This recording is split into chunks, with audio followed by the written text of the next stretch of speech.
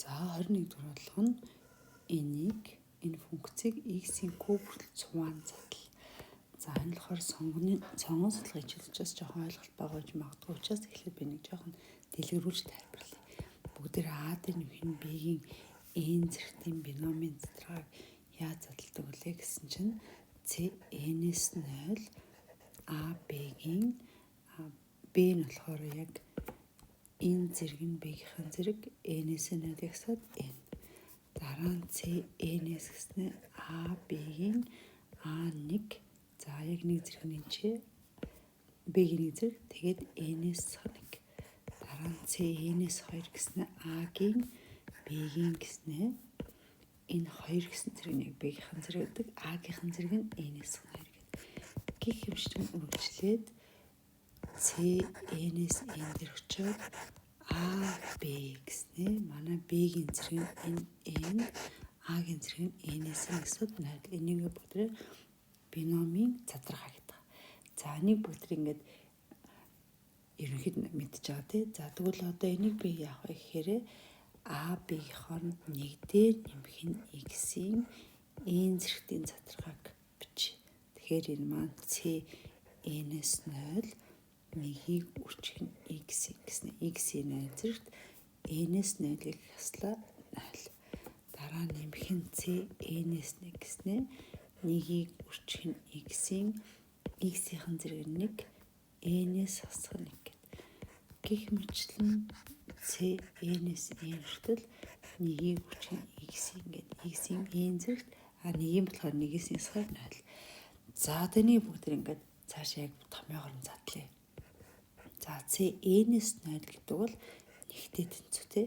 Тэгээд x-ийн 0 зэрэгт. За n-с 1 гэдэг маань за c-ийн бас нэг сануулчих. n-с k гэдэг бол n-ийн факториалыг хуваах нь n-с k-гийн факториал өрчгөн k-гийн факториал. За энэгээр задлаад байгаа шүү. Тэгэнд нэр хүүхдүүд гайхаж магадгүй тэгийн факториал 1 гэдэг шүү. За n-с 1-ийн задлагаар чинь n-ийн факториалыг хуваах нь n-с 1-ийн факториал өрчгөн 1-ийн факториал x-ийн 1 зэрэгт. За дараагийнх нь болохоор n-ийн факториалыг хуваах нь n-с хасах нь 2-ийн факториал өрчгөн 2-ийн факториал x-ийн болохоор 2 зэрэгт. За ингээл гих мэтлэг үргэлжлээ явчихна. За би хэлсгэлж. Тэгэхээр энэ маань x-ийн 0 зэрэгт чинь 1 нэмэх нь за одоо бүгд энийг бүр хураач тавь. За энэ маань болохоор юу гэж бичигдэх вэ гэхээр n-ийн факториалаа би n-с 1 хүртэлх тооны үржвэр өрчгөн n хуваах нь n-с 1-ийн факториал өрчгөн x-ийн 1 зэрэгт нэмэх нь за энэ хоёрыг юм адилхан n-ийн факториалаа би n-с хасах нь 2 дахь тооны үржвэр нэгийг нэмэхээр n-с 1 дахиад нэгийг нэмэхээр n энийг тэгээд задлж n-ийн факториал маань нэгээс n дахь тооны үржвэр шүү дээ тий. Тэгээд n-с хасах нь 2-ийн факториалыг өрчгөн 2-ийн факториал өрчгөн x-ийн квадрат. За гих мэтлэн. За тэгэхээр нэг дээр нэмэх нь энээр ингээ хураахаар энэ маань n-ийг өрчгөн x. За дараагийнх нь энэ хоёроо хураачаар n-с 1-ийг өрчгөн n-ийг хуваах нь 2-ийн факториал x-ийн квадрат. Яг дараагийнхаа энэ шиг адилхан задлууд n-с 2-ийг өрчгөн n-с 1-ийг өрчгөн n-ийг хуваах нь 3-ийн факториал x-ийн куб. За ингээд гих машин цаашаа үргэлж байгаа. За энэ өргөл бүгдээрээ цаг яасан бэ гэж чинь нэг дээр нэмэх нь x-ийн n зэрэгтийг за ингээд задлаа. За тэгэхээр би нөгөө товчхон энэ дээд бодлогоо тайлбарлахын тулд за тэгвэл манай энэ n гэсэн зэрэг маань n-ийнх нь оронд бүгд ийм рационал зэрэгтэй л p хуваах нь q гэсэн. Рационал зэрэгтэй үед мөн энийг ингээд цуваа задлж байна. За тэрийг би энд товчхон харуулчих. Тэгэхээр одоо би энд яах вэ гэсэн чинь саний энэ маань нэг дээр нэмэх нь x-ийн n зэрэг ингээд задлж байгаа шүү дээ. Тэгвэл одоо би рационал үед нэг дээр нэмэх нь x-ийн p хуваах нь q зэрэгт буюу n болгоныхоо бүгдээрээ p хуваах нь q-г тавьчих. p хуваах нь q үржих x нэмэх нь одоо бол ингээд л шүү дээ. За одоо n-ийн хооронд p хуваах нь q-гээс хасах нь 1 За энэ яаранд P квах нь Q вах нь 2-ын факторал үрчгийн x-ийн квадрат. За дараагийнх нь адилхан яг индекс шүү дээ. Энэ болгоны хооронд P квах нь Q хасах нь 2, P квах нь Q-гээс хасах нь 1. Тэгээд P квах нь Q вах нь 3-ын факторал үрчгийн x-ийн куб. За ингээд гих мэт ингээд өөрчлөөд ингээд задлж болдог. За өөрөлдвөл n натурал үед бүгд ингээд задлж ирсэн тийм. За тэгвэл n нь ийм рационал тавд ингээд нэгдээ нэмэх нь x-ийг ийм цуваад задлж болно. За тэгвэл одоо бүгд энийг болохоор юу гэж нэрлэдэг вэ гэхээр өргөтгсөн бином томьёо. Өргөтгсөн бином томьёо. За одоо тэгвэл манай яг бодлого маань юу гэсэн бэ гэсэн чинь энэ 21-р бодлого нь за би нэг нөгөө доотлолтоо очичаад одоо энд ингээ харуулж. За тэгэхээр нэгдээ нэмэх нь x-ийн маань нөгөө язгууртай байгаа тий. За тэрийгээ яг энэ хэлбэр задлана гэсэн үг. За тэгэхээр одоо манай бодлого маань энэ функцийг x-ийн куб хүртэл цугаан задал гэдэг маань эхний дөрвөн гишүүнийг бичих гэсэн юм ба штэ. За одоо энийг бүгд харъя. Тэгэхээр нэгдээ нэмэх нь x-ийн язгуур дөрвч 2-ны 1 гэсэн үг. За энэ бол тодорхойлол мөн чинь хэлж байгаа. Язгуур дөрвч учраас тгийсэх байх хэвээр. За энийг x-ийн куб хүртэл задлахаар бүгдээрээ энэ дээдлийн өргөтгсөн биномын энэ томьёогоор нэгдээ нэмэх нь манайхаар p квах нь q нь одоо 2-ны 1 байгаа. Үрчгийн x. Тэгээ p квах нь q болгоны хооронд энэ 2-ны 1-ийг тавьчихна. 2-ны 1-ээс хасах нь 1, үрчиг нь 2-ны 1, вах нь 2-ын факторалыг үрчиг нь x-ийн квадрат. За дараа нь яах юм гэсэн чинь бас p болгоны хооронд 2-ны 1-ийг тавина. 2-ны 1-ээс 2-ыг слаа, 2-ны 1-ээс 1-ийг слаа, үрчиг нь 2-ны 1, вах нь 3-ын факторал үрчиг нь x-ийн куб. За тэгээд цаашаа үргэлжлэнэлээ тэг биднээсийг энэ нэг дээр x куб хүртэлх цугаан задал гэсэн. За тэгэхээр нэг дээр нэмэх нь 2-ны 1 x. За энэ болохоор энэ чинь хас 2-ны 1 болчих шүү дээ. Тэгээ 2-ны 1 өөрчлөхөд 4-ны 1. 4-ны 1-ийг бүгдээрээ 4 тугаан. Тэгэхээр хасах 8-ны 1-ийг үрчиг нь x-ийн квадрат. За дараах нь юу болох юм гэсэн чинь 2-ны 1-ээс 2-ыг гарчин 2-ны 3 хасах тэмдэгтэй. Үрчиг нь хас 2-ны 1. Тэгээ үрчиг нь 2-ны 1. 3-ын факторал маань 6. Тэгээд x-ийн куб. За энэ хүртэл задлах гэсэн болохоор зөвхөн ихний хэсгийг л харуулж байгаа шүү. Тэгэхээр 2-ны 1x хасах нь 8-ны 1 x-ийн куб. За тэгэхээр эн чинь хасахын нэм болчихноо. За энийг өөрчилж. Тэгэхээр энэ 8-ны 3 гэсэн үг. 8-ны 3-ыг 6 тугаахаар 16-ны 1 онжи x-ийн квадрат шүү дээ. 16-ны 1 x-ийн куб гэсэн. За тэгэхээр бүгд ийм хариултыг олж харах нь шүү. За тэгэхээр энэ маань 1 байснаа 2-ны 1 тэгээ хасах 8-ны x квадрат тэгээд хасах 16-ны x куб. За энэ дээр би нэг тэмдэг алдчихаг байсан тий. За тэгэхээр эндээс яаж гэсэн чинь бүгдээрээ энийгээ нэг дээр x-ийн 2-ны 1 зэрэгтэй x-ийн куб хүртэл ихний цугаан задлжээ. Тэгэхээр энэ хэсэг ингээд тодорхойллоо. За нэг тэмдэг алдсан юм санагдаад байна. Юун дээр нэг ажиглаад авчтай. За банааз байна. За дараагийнх нь энэ хэлбэрийг олоорой гэж. За энэ чинь нэгээс n хүртэл архимед процесс шүү. Нэгээс n хүртэл юм чи ихний n гишүүн хэлбэр гэсэн үг тий. Нэгээ нэмж байгаа архимед процесс нь хамгийн ихний гишүүн дээр хамгийн сүүлийн гишүүн нэмээд 2 тугаагаад хэдэн гишүүн орчуулна. Тэгэхээр манай хэлбэр нь энэ байна. За 23 энэ дарааллын ерөнхий гишүүн томьёо хичээрэй гэж. За дарааллын зүй төгтөйн ажиглал энэ дөрөөр нэмэгдээд энэ дөрөөр нэмэгдээд энэ дөрөөр нэмэгдээд манай зөвөр хэвийн архимед процесс шүү дээ. Эхний гишүүн 5 байдаг.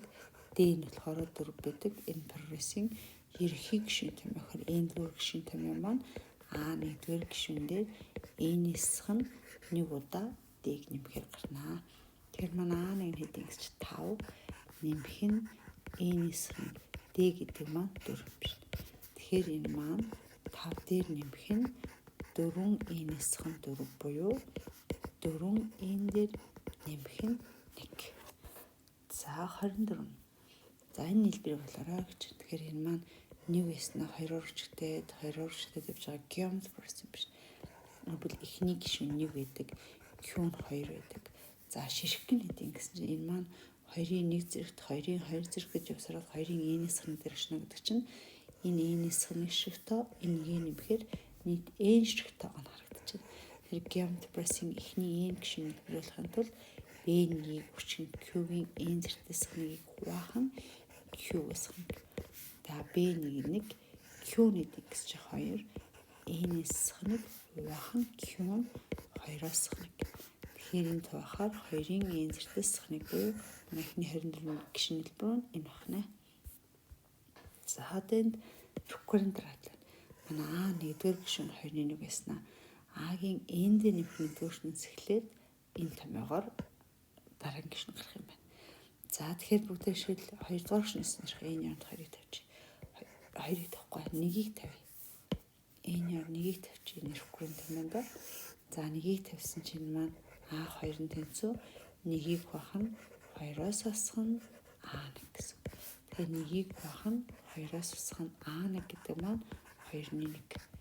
Тэгэхээр 1-ийг хуваах нь 2-оос 2-ны 1-ээс 2-ны 3 болоод энэ маань 3-ны 2 болж байна.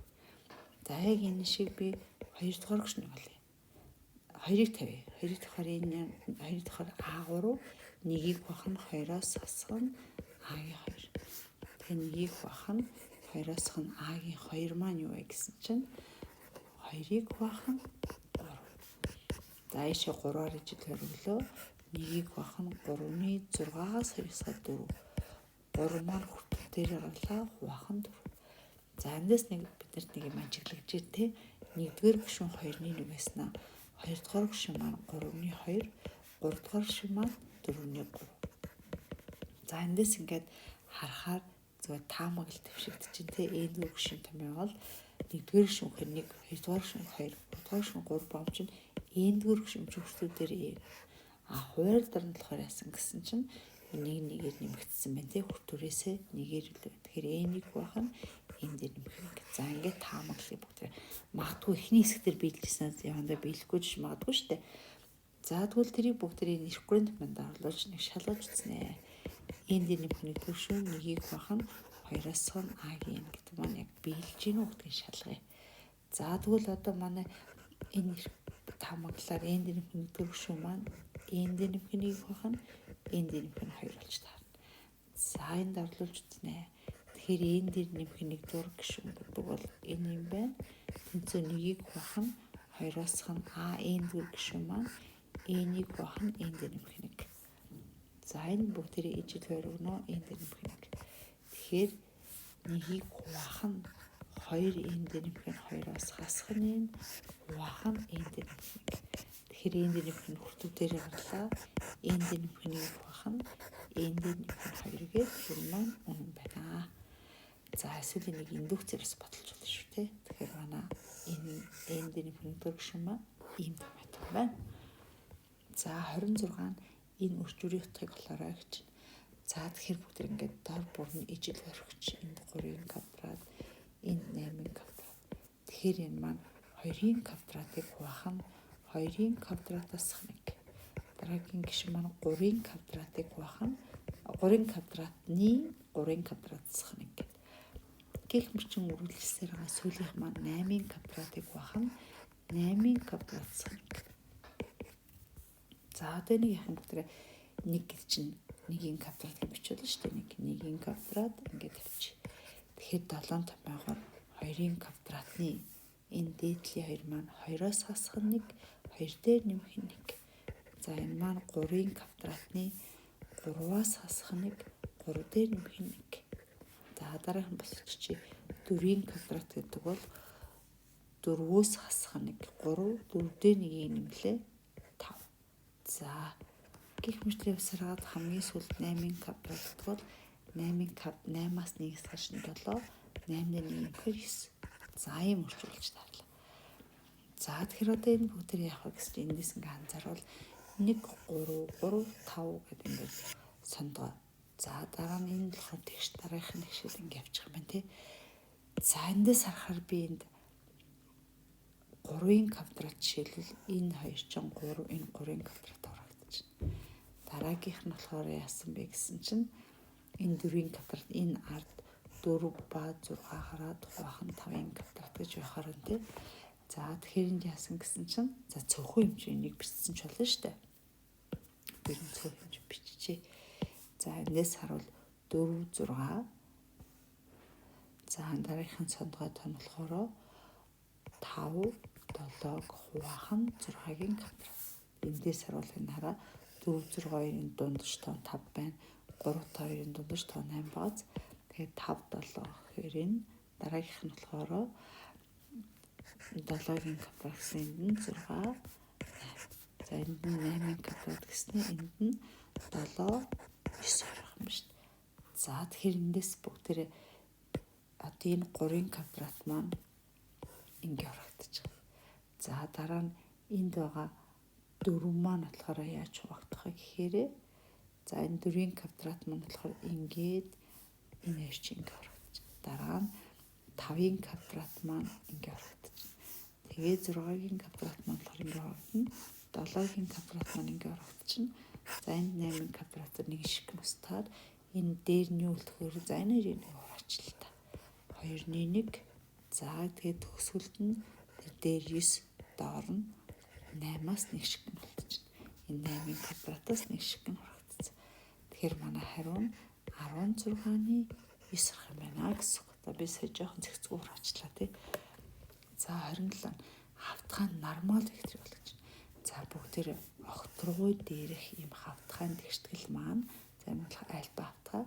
За энэ альба хавтгайд перпендикуляр байдаг энэ векторын координат нь А, Б, С гэж байна. Тэгвэл энэ хавтгаан тэгшгэлийг яаж шийддэг вэ гэхээр хавтгаан тэгшгэл маань за энэ бол нормал вектор шүү дээ. Хавтгай перпендикуляр вектор. За хавтгаан тэгшгэл маань ямар хэлбэртэй байдаг вэ гэхээр за энэ А, Б, С гэсэн анзаар шүү дээ. А гүрчний X нэмэх нь Б гүрчний Y нэмэх нь С гүрчний Z нэмэх нь D. За ийм хэлбэртэй байдаг. Огторгуй дахь хавтгаан тэгшгэл. Тэгэхээр энэ нормал буюу перпендикуляр векторын координат нь манай хавтгаан тэгшгэлийн x, y, z-ийн коэффициент байна шүү дээ.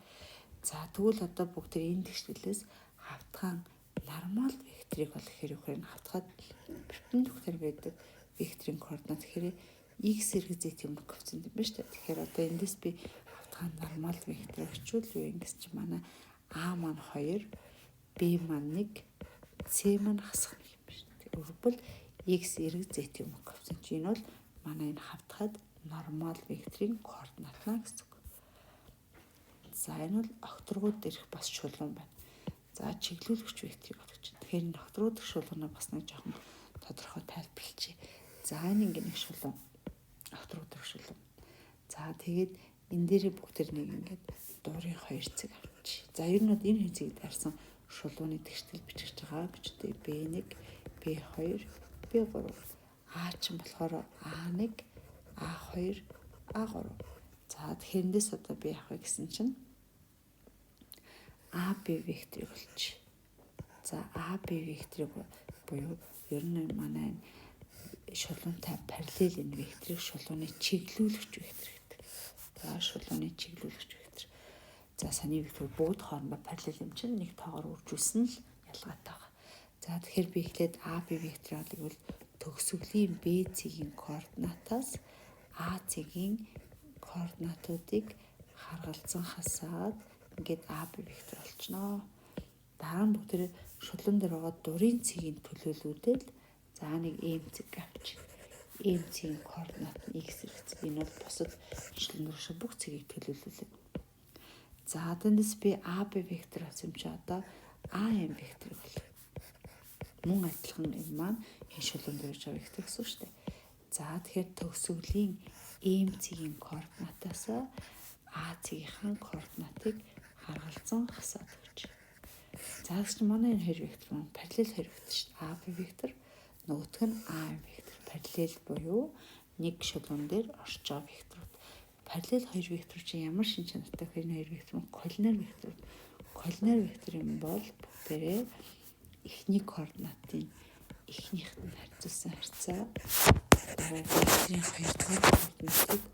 2-дугаар координат нь харгалзуулсан харьцаа, 3-дугаар координатын 3-дугаарт нь харьцуулсан харьцаа тэнцүү байдаг байна. B3-аас асуу A3.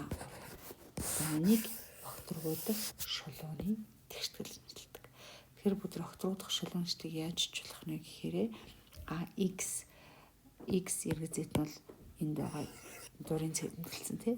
Тэгээд шулуун дээр байгаа нэг цэгийн координатыг x-с хана 1, y-с хана 2, z-с хана 2. Ер нь бол b байсан ч болно шүү дээ. Заавал а-га авах боломжгүй.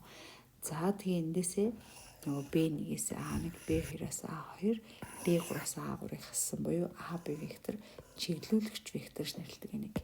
Өөрөөр шулуунтай параллел векторыг чиглүүлэгч вектор гэдэг байна шүү. Тэгэхээр энийг бүгдээрээ чиглүүлэгч вектор гэж нэрлэж байна. За одоо тэгсэн чинь манайх яасан огторгуу дээр ийм шулуун тэгтгэл юм. Чиглүүлэгч вектор нь аль юм? Манай шулуунтай параллел вектор нь энэ x энэ хоёр дахь нь 3 сүүлийнх нь хасах. Энэ бол огторгуу дэх шулуунтай параллел вектор буюу чиглүүлэгч вектор байна. За огторгуу дээр хоёр шулуун байна.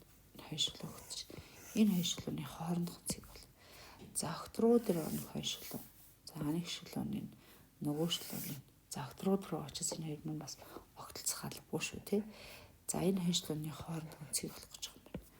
За тэгэхээр одоо бүгд яах юм гэсэн энэ хоёр маань огторгуу дээр огтлцохгүй ингээд барилжиж болно шүү дээ. За энд ч юм уу. Тэгвэл би энтэйгээ параллелаар энэ векторыг зөөж ингэж огтлцуулаад тэгээ хоорондох цэгийг нь олчих болно. За тэгээ би огторгуу дээр хоёр векторыг одоо энэ нөгөөх нь дээр нэрлэх нь шүү дээ. Тэгвэл би энийг яах вэ гэсэн арай мөрөд зөрчлээ. Энд огтлцохгүй шулуун байвал энэ шулууныг параллелээр зөөгөөд ингээд огтлцоор авчиж байгаа шүү.